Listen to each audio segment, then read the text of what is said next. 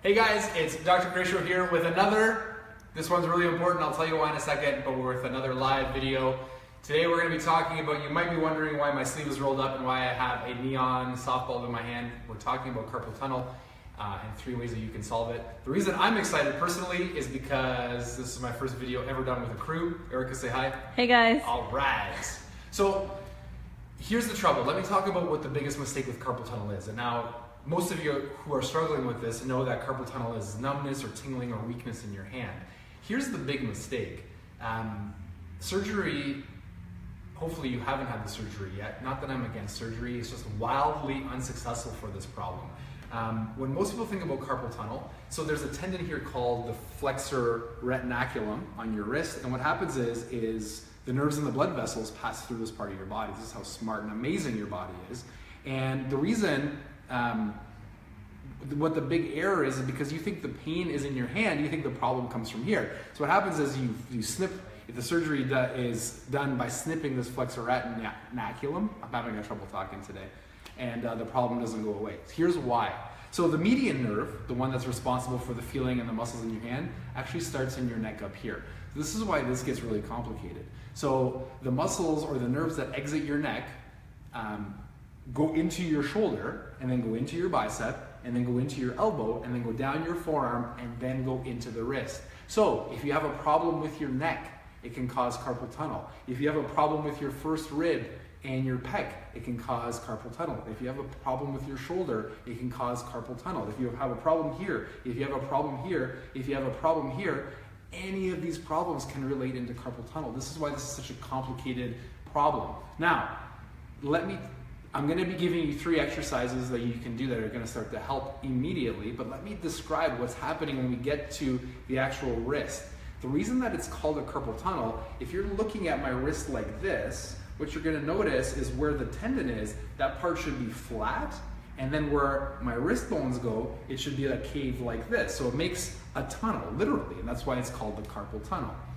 Now, what happens is this is where the ligaments and the tendons pass through. So it's important that we maintain that tunnel's integrity. So here's the exercises that I want you to do. Number 1, you need to strengthen your grip.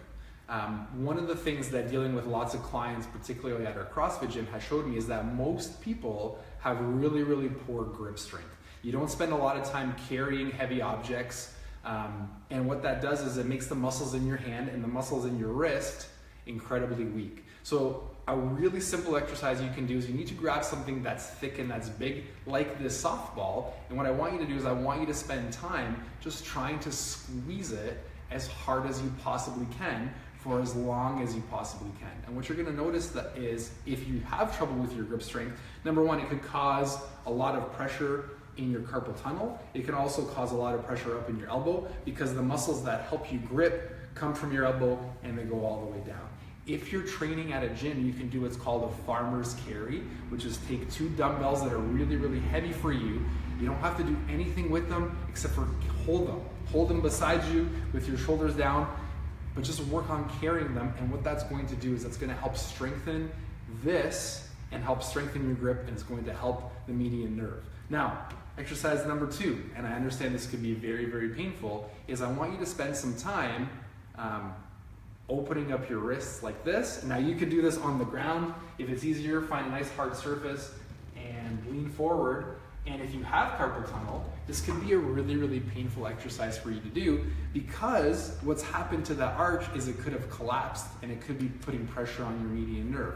So the point of doing this is not just to mash your hand into the ground nice and flat, but it's to work on putting the pressure through your fingertips. And the more of your weight that you can actually distribute through your fingertips, what's going to happen is your body's going to start to rebuild that tunnel, okay? And the last exercise that I want to show you is you can use the ball again, or you can use your finger, and now all of the muscles that come down into the forearm, they start here on the inside of your elbow, and they all come down like this. So they start here, and they all spread down like this. So what you can do is you can either take a ball and roll it into those muscles, or you can put a little bit of lotion on your finger and you can just rub your muscles down like this. And what you're going to notice is you're gonna find some parts of your forearm that are really, really gnarly and that are gonna hurt a lot. And when you find a spot like that, all you have to do is take some pressure on it and just breathe through it, and eventually it'll relax. And what that will help to do is loosen the median nerve as it comes through your forearm. Now, are these the only exercises you need to be doing? Probably not, but these are 3 of the most important ones that will help you with carpal tunnel as soon as possible.